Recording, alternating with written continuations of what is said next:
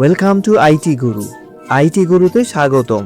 এটি এমন একটি স্থান যেখানে প্রযুক্তি শেখা সহজ, আকর্ষণীয় এবং আমাদের ভাষায়। চলুন আজই শুরু হোক আমাদের শেখার যাত্রা একসাথে আইটি গুরুতে।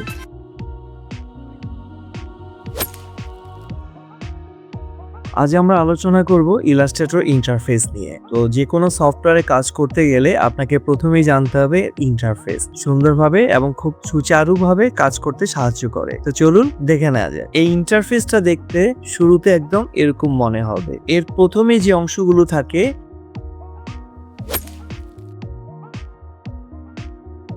সেটা হচ্ছে ফাইল মেনু, এবং যেগুলোকে আমরা বলি মেনু ড্রাইভেন এরিয়া। এই এরিয়াটায় বিভিন্ন রকম মেনু কমান্ডস গুলো থাকে, যার মাধ্যমে আমরা বিভিন্ন অ্যাক্টিভিটি করে থাকি। এর পরের যে অংশটা আছে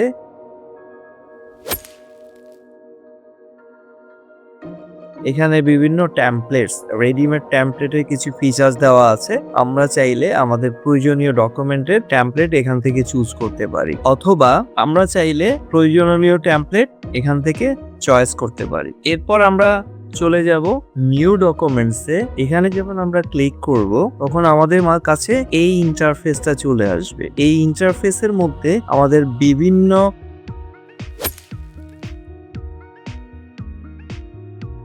ডিভাইস ওরিয়েন্টেড কতগুলো টেমপ্লেট সাজানো থাকে। যেমন ধরুন সেভ মোবাইল লেআউট। তো এটা যখন আপনি দেখবেন তখন এর সাথে বিভিন্ন যে মোবাইল ডিভাইস গুলো আছে সেগুলো ইউআই ডিজাইন কিভাবে তৈরি করতে হয় তার কিছু স্যাম্পল বা নমুনা বা রেডিমেড টেমপ্লেট দেওয়া আছে। এগুলো আমরা খুব দ্রুত সময়ের মধ্যে কাজ সম্পূর্ণ করতে পারি, শুধুমাত্র আমাদের প্রয়োজনীয় কিছু ইনফরমেশন পরিবর্তনের মাধ্যমে। এরকম যেমন আছে ওয়েবের জন্য কিছু লেআউটস, আমরা এই লেআউট গুলো দেখতে পারবো, অথবা প্রিন্ট মিডিয়ার জন্য লেআউটস আছে। তো এই বিষয়টা নিয়ে আমরা পরবর্তীতে ডিটেলস আলোচনা করব। আজকে আমাদের মূল আলোচনার বিষয় হচ্ছে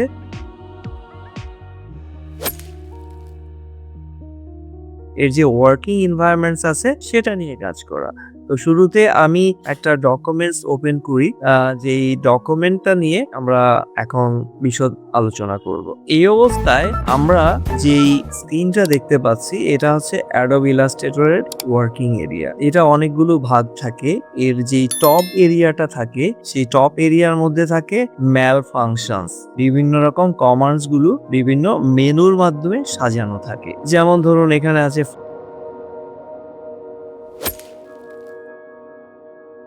file, edit, object, type, selection, এরকম বিভিন্ন রকম মেনু ড্রাইভ। তার নিচে যে অংশটা আছে সেটা হচ্ছে আমাদের বিভিন্ন অপশন।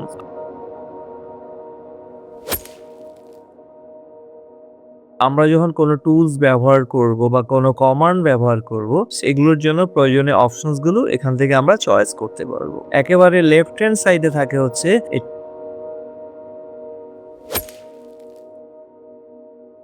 টুলস প্যানেল বা টুলস বার। টুলস বারটা আমরা চাইলে আমাদের প্রয়োজন অনুযায়ী যে কোনো জায়গায় নিয়ে সেট করে রাখতে পারি। আবার যদি মনে করি এর অরিজিনাল জায়গায় রেখে দিব, তাহলে এর একেবারে বর্ডার এরিয়া যখন আমি নিয়ে যাব তখন একটা ব্লু এরকম এরিয়া আসবে, ব্লু শেড, সেখানে ছেড়ে দিলে এটা আগের অবস্থা থাকবে। আর এই টুলটা বাই ডিফল্ট দুইটা কলামে সাজানো থাকে। আমি চাইলে এটাকে সিঙ্গেল কলামও লম্বা করে রেখে দিতে পারি। এরপরে যে অংশটা থাকে এটা হচ্ছে আমার ডকুমেন্ট নেম বা ডকুমেন্ট কি ফরম্যাটে আছে সেটার ইনফরমেশন। এখানে আমরা একাধিক ডকুমেন্ট সাজিয়ে রাখতে পারি যদি চাই আমরা অনেকগুলো ডকুমেন্ট নিয়ে কাজ করি। এর নিচে যে এরিয়াটা আছে এই এরিয়াটাকে বলা হয়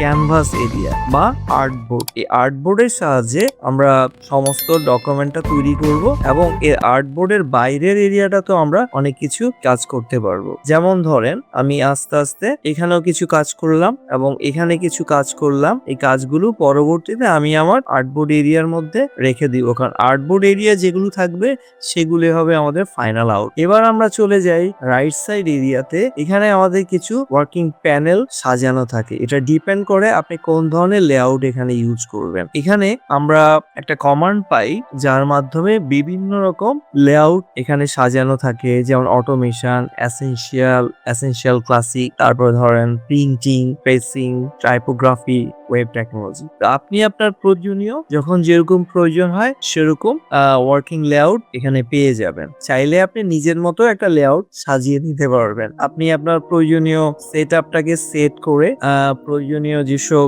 প্যানেলস গুলো আছে, ম্যাক্সিমাম প্যানেল গুলো আমাদের এই উইন্ডো মেনুর মধ্যে রাখা থাকে। আপনি আমার প্রয়োজনীয় যে প্যানেলটা আপনার দরকার সেটা আপনি নির্দিষ্ট জায়গায় সাজিয়ে আপনি কাজ করবেন। কাজ করার পর এটাকে আপনি অফ করে দিবেন, অথবা এখানে একটা প্যানেল এরিয়া আছে যেই জায়গাটা আমরা প্যানেল গুলোকে সাজিয়ে রাখি। আমি চাইলে এখানে এটাকে সাজিয়ে দিয়ে এরপরে কলাপস করে রেখে দিব। এইভাবে আমি ধরে ধরে অনেকগুলো প্যানেল সাজিয়ে রাখতে পারি। আবার এটাকে আরো কলাপস করে তিনটাকে আরো বড় করে নেওয়া যায়। তো এখানে সবচেয়ে বেস্ট প্র্যাকটিস হচ্ছে এসেনশিয়াল ক্লাসিক। এটার মধ্যে ম্যাক্সিমাম জিনিসগুলোই অ্যারেঞ্জ করা থাকে। আপনি যদি কোনো একটা লেআউটকে অবিন্যস্তভাবে অগুছালো ভাবে করে ফেলেন বা ওলটপালট করে ফেলেন, সেক্ষেত্রে কোনো সমস্যা নেই।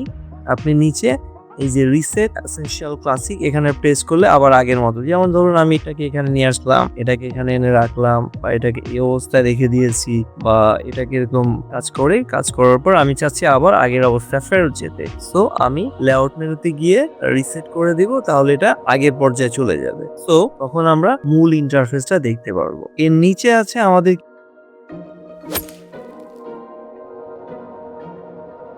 স্ট্যাটাস বার, যে অংশটাকে আমরা দেখব। এর মধ্যে আছে একটা স্ক্রল এরিয়া, যার মাধ্যমে একটা ডকুমেন্টকে আমি ডানে বাঁয়ে সরাতে পারবো, যেটাকে আমরা বলি হরাইজন্টাল স্ক্রল। আর উপরে থাকে একটা ভার্টিক্যাল স্ক্রল বার। এই ভার্টিক্যাল স্ক্রল বারের মধ্যে আমরা মূলত উপরে নিচে করতে পারি ডকুমেন্টটাকে। আর এর সাথে আছে ডকুমেন্ট জুমার। আপনি এই ডকুমেন্টকে ম্যাক্সিমাম 64,000% পর্যন্ত জুম করে দেখতে পারেন, অথবা নিজের প্রয়োজনীয় পার্সেন্টেজ।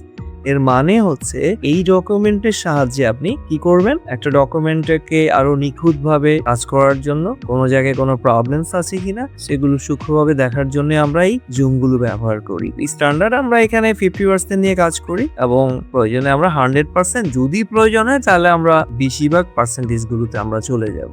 এই হচ্ছে আমাদের মোটামুটি ওয়ার্কিং এনভায়রনমেন্টস। সো এটা আমরা আবার একটু ট্রাভেল করি। যেমন এটা হচ্ছে মেনু ড্রাইভ, এখানে থাকে হচ্ছে প্যানেল এরিয়া, নিচে হচ্ছে স্ট্যাটাস বার, নিচে হচ্ছে স্ট্যাটাস এরিয়া, আর এই পুরা জায়গাটা হচ্ছে আমার আর্টবোর্ড, আর এখানে থাকে হচ্ছে আমার টুলস এরিয়াটা। এগুলো একটু মাথায় রাখবেন কোন এরিয়াতে কি কি থাকে। তো ঠিক আছে, আজকে আমি চেষ্টা করেছি আপনাদের এই ওয়ার্কিং এনভায়রনমেন্টটার সাথে পরিচয় করিয়ে দিতে। আপনারা নিজেরা একটু চোখ বুলিয়ে নেবেন ভালো করে। আশা করছি পরবর্তীতে আমরা যখন আরো কাজ করব তখন এটা সম্পর্কে আরো অনেক ডিটেইলস জানবো। আর আপনাদের যদি কোনো সাজেশনস থাকে, কমেন্টস থাকে, সেটা অবশ্যই কমেন্ট বক্সে জানিয়ে দিবেন। এবং আমি চাইছি আপনারা ঠিক যেভাবে শিখতে চান, যেভাবে আপনাদের ভালো হয় সেভাবেই এই লার্নিংটাকে পরিচালনা করা। তো ঠিক আছে, সবাই ভালো থাকুন। পরবর্তী লেসনে আবার দেখা হবে। শিখতে ভালো লেগেছে?